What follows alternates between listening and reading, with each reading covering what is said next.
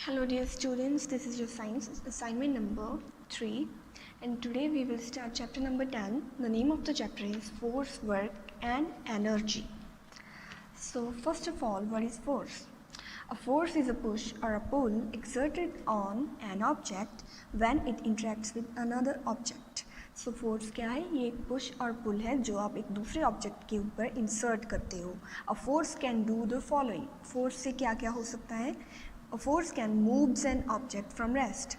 अगर कोई object rest पर है तो अगर आप उसके ऊपर फोर्स लगाओगे तो वो ऑब्जेक्ट मूव करेगा. Stops a moving object. Force लगाने से आप किसी मूव करने वाले ऑब्जेक्ट को स्टॉप भी कर सकते हो. Changes the direction of moving object. और ये किसी मूव करने वाले ऑब्जेक्ट की डायरेक्शन को भी चेंज कर सकता है. Changes the shape of an object. अगर फोर्स लगाओगे तो किसी जो ऑब्जेक्ट है उसकी शेप को आप चेंज भी कर सकते हो. Types of force. फोर्स कितनी तरह का होता है? अब in case of contact forces objects experience force when two bodies interact or come in contact with each other. When the interaction stops the two objects no longer experience force. तो समझने वाली बात क्या है कि फोर्स तब लगता है जब दो ऑब्जेक्ट्स एक दूसरे के कांटेक्ट में आते हैं. जैसे ही उनका कांटेक्ट ख़त्म होता है तभी फोर्स भी स्टॉप हो जाता है. Muscular force. When you lift a bag from the floor which force are you using. अगर आप एक बैग को लिफ्ट कर रहे हो तो आप कौन सा फोर्स लगा रहे हो? Muscular force. The force exerted by muscles of our body is known as muscular force. तो मस्कुलर फोर्स क्या है? जब हम अपनी बॉडी की मसल्स की हेल्प से फोर्स लगाते हैं तो वो मस्कुलर फोर्स होता है. Gravitational force. When you throw an object in the air it falls back to the ground. जब आप कोई ऑब्जेक्ट स्पेस की तरफ मतलब एयर में ऊपर की तरफ उछालते हो तो वो फिर से नीचे आ जाता है. Which force is this? This is gravitational force. The force of the earth that pulls object towards itself is known as gravitational force. So वो वाला फोर्स जो अर्थ एक्सर्ट करती है, अर्थ लगाती है ये फोर्स. और अर्थ क्या करती है? ये जो भी ऑब्जेक्ट आप ऊपर को फेंकोगे उसको ये अपनी तरफ अट्रैक्ट कर लेगी. उस फोर्स को हम बोलते हैं gravitational force. Elastic force. Have you seen how an arrow is shot using a बो. तो आपने ये देखा होगा कि एक बो की हेल्प से एक एरो को कैसे फेंका जाता है. When an elastic material is stretched, it exerts elastic force. तो अगर एक इलास्टिक मटेरियल को अगर आप स्ट्रेच करोगे और उसको छोड़ दोगे तो वो कौन सा फोर्स होगा? Elastic force. जो फोर्स इलास्टिक लगाती है. It is the force which causes an object to regain its original shape when the acting pull or push is removed. सो ये वो वाला फोर्स है जिससे आप इलास्टिक को अगर स्ट्रेच करोगे, खींचोगे तो बाद में छोड़ दोगे तो फोर्स लगाने के बाद वो फिर से अपनी ओरिजिनल शेप में वापस आ जाएगी. तो इस फोर्स को हम बोलते हैं elastic force. Frictional force. When you move a book on a table it slides across the table but then stops after some time. अगर आप एक बुक को टेबल के ऊपर स्लाइड करोगे तो वो स्लाइड तो होगी बट थोड़े टाइम के बाद वो फिर से रुक जाएगी. But causes the book to stop. तो बुक को किस चीज़ ने रोका? बुक को रोका फ्रिक्शनल फोर्स ने, रुकावट ने. Frictional force is the force exerted by a surface when an object slides or rolls over it. Frictional force कब लगता है? ये सरफेस लगाता है. जिस सरफेस पे आपने बुक को स्लाइड किया था, मतलब टेबल पे स्लाइड किया था, तो हमारे पास सरफेस कौन सा था? टेबल. तो जो टेबल ने फोर्स लगाई बुक को स्टॉप करने के लिए वो फोर्स थी frictional force. Frictional force is a force that opposes the motion. मतलब मोशन के अगेंस्ट कोई मूव करने वाली चीज़ को रोकने में जो फोर्स लगती है उसको हम फ्रिक्शनल फोर्स बोलते हैं. It acts in the opposite direction to the motion of a body and causes it to cease its motion. ये जिस डायरेक्शन में बॉडी मूव कर रही है उस डायरेक्शन के ऑपोजिट लगेगा. ऑब्वियसली ऑपोजिट लगेगा तभी वो बॉडी को स्टॉप कर पाएगा और ये उसके मोशन को रोक देता है. Work. In picture A, children are moving boxes. A boy is pushing the box while another boy is pulling the box. In picture B, Tamanna is trying to push a wall. So, जो picture A है उसमें एक बच्चा उस box को पुल कर रहा है और एक बच्चा बॉक्स को पुश कर रहा है. और सेकंड पिक्चर B में तमन्ना क्या कर रही है? वॉल को पुश करने की कोशिश कर रही है. On applying force, boxes moved as shown in picture A.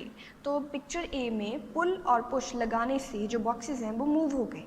However, as shown in picture B, the ball could not be moved even after applying a lot of force. So in picture B में जिसमें तमन्ना बहुत सारी force लगा रही है, उसके बावजूद जो wall है वो move नहीं हुई. Thus, work has happened in picture A but not in picture B. तो पिक्चर ए में जब बॉक्सेस मूव हो गए फोर्स लगाने से तो मतलब यहाँ पे वर्क हुआ है. बट इन पिक्चर बी जब हमने फोर्स लगाया तो जो वॉल थी वो मूव नहीं हुई, तो मतलब वर्क नहीं हुआ. Work is said to be done only when force applied on an object causes it to move through a distance. तो वर्क कब होता है? जब हम फोर्स लगा रहे हैं और जिस चीज़ पे हम फोर्स लगा रहे हैं वो थोड़ा सा डिस्टेंस भी मूव कर रही है.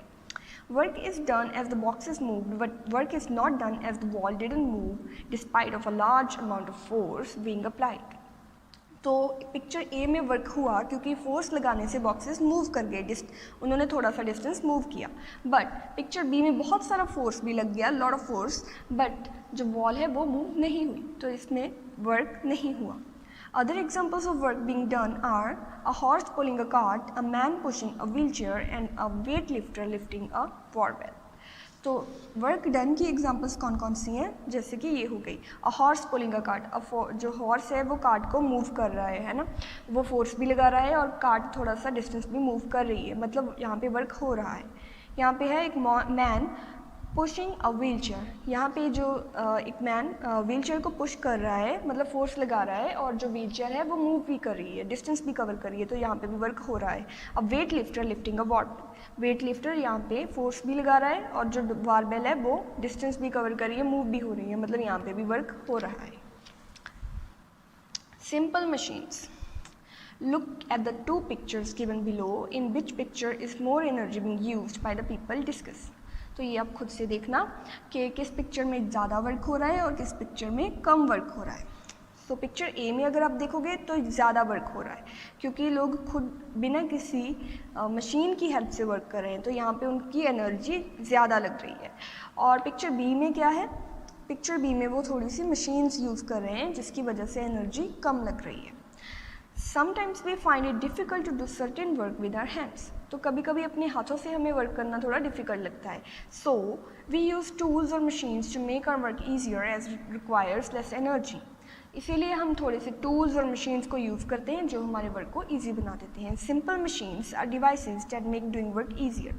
तो उन मशीन्स को हम बोलते हैं सिंपल मशीन्स जो हमारा वर्क करना ईजी बना देती हैं. They have few or no moving parts. उनमें मूविंग पार्ट्स हो भी सकते हैं और नहीं भी हो सकते. There are 7 different types of simple machines. तो 7 तरह की सिंपल मशीन्स हैं.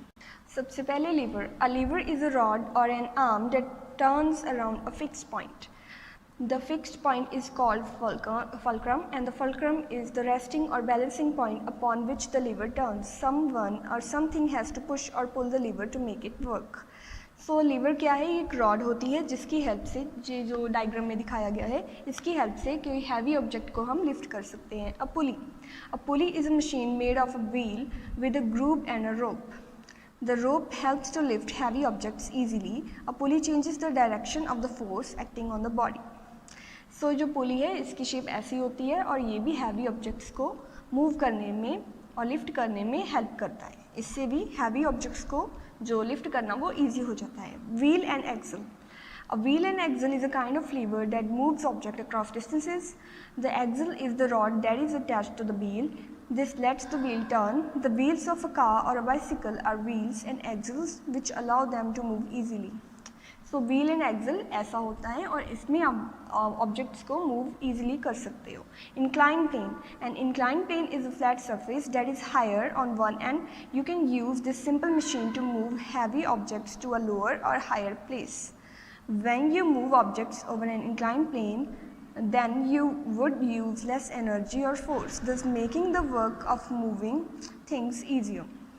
इंक्लाइन प्लेन की हेल्प से भी आप किसी ऑब्जेक्ट को ईजिली मूव कर सकते हो.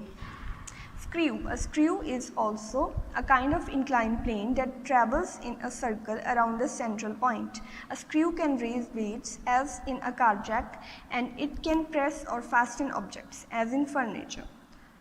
So screws can be tightened or hold objects together with the help of a screw.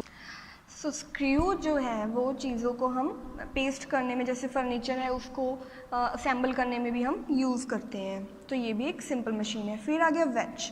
A wedge is made when two incline planes are attached back to back where the pointed edges are used to cut things. So wedge की shape ऐसी होती है और इसका जो pointed as है ना, उसको हम चीज़ों को कट करने के लिए यूज़ करते हैं. Now energy. Energy is the ability और कैपेसिटी टू डू वर्क. तो हमारी वर्क करने की कैपेसिटी को हम एनर्जी बोलते हैं. We need energy to carry out various activities like running, playing, studying, breathing and so on. तो हमें रनिंग, प्लेइंग, स्टडिंग, ब्रीदिंग और बहुत सारी और एक्टिविटीज़ करने के लिए बहुत सारी एनर्जी चाहिए होती है. We can apply muscular force only if we have energy inside our body. तो हम मस्कुलर फोर्स को तो तभी यूज़ कर पाएंगे जब हमारे अंदर एनर्जी होगी. Sources of energy. Things from which we get energy are called sources of energy. तो वो चीज़ें जिनसे हमें एनर्जी मिलती है उनको हम बोलते हैं sources of energy. Solar energy. Sun is the biggest source of energy. Most of the living things get energy from the sun either directly or indirectly. तो एनर्जी का सबसे बड़ा वाला सोर्स जो है वो है द सन, और उससे हम डायरेक्टली और इनडायरेक्टली एनर्जी लेते हैं. The energy that we get from the sun is called solar energy. जो सन से एनर्जी मिलती है उसको हम बोलते हैं solar energy. Green plants trap the sun's energy and make food. जो ग्रीन प्लांट्स हैं वो सन से एनर्जी लेके अपना फूड प्रिपेयर करते हैं. Animals and humans beings consume plants to get that energy. So हम एनिमल्स हो गए और ह्यूमंस हो गए, ये उन प्लांट्स को खाते हैं. तो प्लांट्स ने एनर्जी ली सन से और हमने एनर्जी ली इनडायरेक्टली सन से through plants. Now solar energy is also used to operate devices such as solar cookers and solar heaters. So solar heaters और cookers को चलाने के लिए भी हम sun की energy को use करते हैं. Electricity is also generated by solar panels using solar energy. So solar energy की help से हम electricity भी generate करते हैं. Atomic energy. Matter is made up of smallest particles known as atom. Matter को smallest particles से बनाया जाता है. मैटर बना होता है स्मॉल पार्टिकल्स का, उन पार्टिकल्स को हम बोलते हैं atom. Atom make up everything in the universe and are held together with great force. So universe में ऑलमोस्ट यूनिवर्स में सब कुछ ही एटम से ही बना होता है और एटम्स एक दूसरे से एक ग्रेट फोर्स से अटैच होते हैं. These atoms can be broken apart in a process called fission. और अगर एटम्स को अलग अलग करना है, मतलब ब्रेक करना है, तो फिजन का प्रोसेस होता है, उसके थ्रू किया जा सकता है. And the energy release can be use to generate electricity. और फिजन के प्रोसेस में जो एनर्जी बनती है उससे हम इलेक्ट्रिसिटी भी बना सकते हैं. Weapons like atom bombs that are made for national safety are also manufactured using atomic energy. So atom bombs भी एटॉमिक एनर्जी की हेल्प से बनते हैं. Geothermal energy. The heat from the inner parts of the earth is an important source of energy and is known as geothermal energy. So earth के inner parts में heat होती है और उस heat से जो हमें energy मिलती है उसको हम geothermal energy बोलते हैं. Chemical energy. The energy obtained by chemicals acting on one another is called chemical energy. A battery or a cell has chemical energy stored in it. तो जब हम दो केमिकल्स को कंबाइन करते हैं और उनके कंबाइन होने से जो रिएक्शन होती है उससे एनर्जी फॉर्म होती है, उस एनर्जी को हम बोलते हैं केमिकल एनर्जी. मतलब वो एनर्जी जो केमिकल से बनती है. बैटरी और सेल इसकी एग्जांपल्स हैं. Wind and water energy. Energy from wind and flowing water can be used to generate electricity. ये आप सभी को पता ही है कि विंड से विंड मिल जो होते हैं उनसे इलेक्ट्रिसिटी बनती है और जो फ्लोइंग वाटर है मतलब टर्बाइंस की हेल्प से उनसे भी इलेक्ट्रिसिटी बनती है. Energy can change from one form to another. अब एनर्जी को एक फॉर्म से दूसरी फॉर्म में चेंज भी किया जा सकता है. We experience different forms of energy in our daily life and energy can change from one form to another. हम अपनी डेली लाइफ में बहुत सारी एनर्जीज को एक्सपीरियंस करते हैं और एक एनर्जी को दूसरी एनर्जी में चेंज किया जा सकता है. A music player changes electrical energy into sound energy. जैसे कि एक म्यूज़िक प्लेयर जो होता है वो इलेक्ट्रिकल एनर्जी को साउंड एनर्जी में चेंज कर देता है. और body changes chemical energy from food into mechanical energy. तो हम जो फूड खाते हैं वो भी एक तरह का केमिकल ही होता है, तो उस एनर्जी को हमारी बॉडी मैकेनिकल एनर्जी में चेंज कर देती है. A windmill changes wind energy to electrical energy. अब ये भी आपको पता है कि जो विंड मिल होता है वो विंड एनर्जी को इलेक्ट्रिकल एनर्जी में चेंज करता है. Now let's discuss today's written assignment. Now name the type of force. Pushing a chair. जैसे आप चेयर को पुश करते हो तो जब आप चेयर को पुश करते हो तो अपनी मसल्स को यूज़ करते हो, तो वो एनर्जी जो आप यूज़ कर रहे हो, फोर्स जो आप लगा रहे हो, वो होती है muscular force. A ball falling on to the ground. अगर एक बॉल ग्राउंड के ऊपर गिर रही है, मतलब अर्थ वहाँ पे फोर्स लगा रही है और उस फोर्स को हम बोलते हैं gravitational force. A sledge sliding on ice. So जब स्लाइड होती हैं चीज़ें तो उन पे एक्ट करता है frictional force. Using a catapult. तो कैलापल्ट जो होता है ये एक एरो के जैसा, बो के जैसा ही होता है और इसमें भी इलास्टिक फोर्स यूज़ होती है. Now identify whether the work is done or not in the following cases. So Madhulika is cleaning with the broom. अब वो broom से clean तो कर रही है, मतलब force भी लगा रही है और जो broom है वो move भी हो रहा है, तो मतलब work is done. Rajat is pushing a car, the car didn't move. तो रजत एक कार को पुश तो कर रहा है, मतलब फोर्स तो लगा रहे हैं, बट कार मूव नहीं कर रही, तो मतलब no work is done.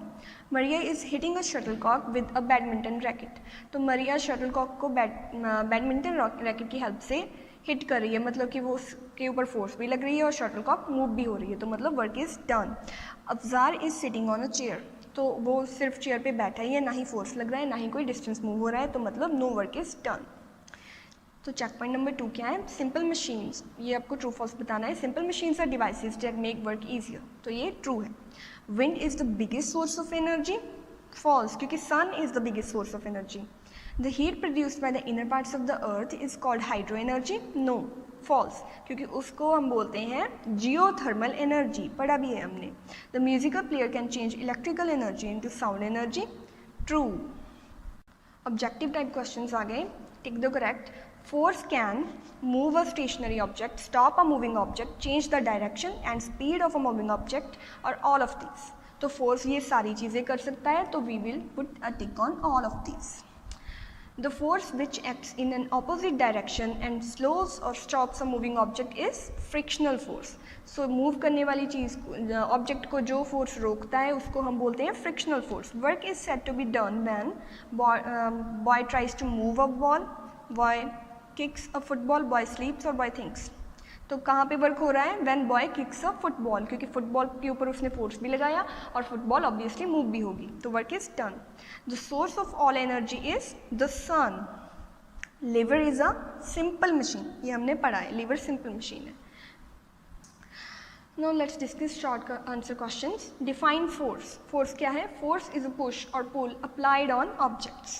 Name any two types of force. कोई भी दो टाइप्स लिख सकते हो आप फोर्स की, तो हमने लिखी है frictional force and elastic force. Define simple machine. Simple machines क्या है? Simple machines are devices that make doing work easier.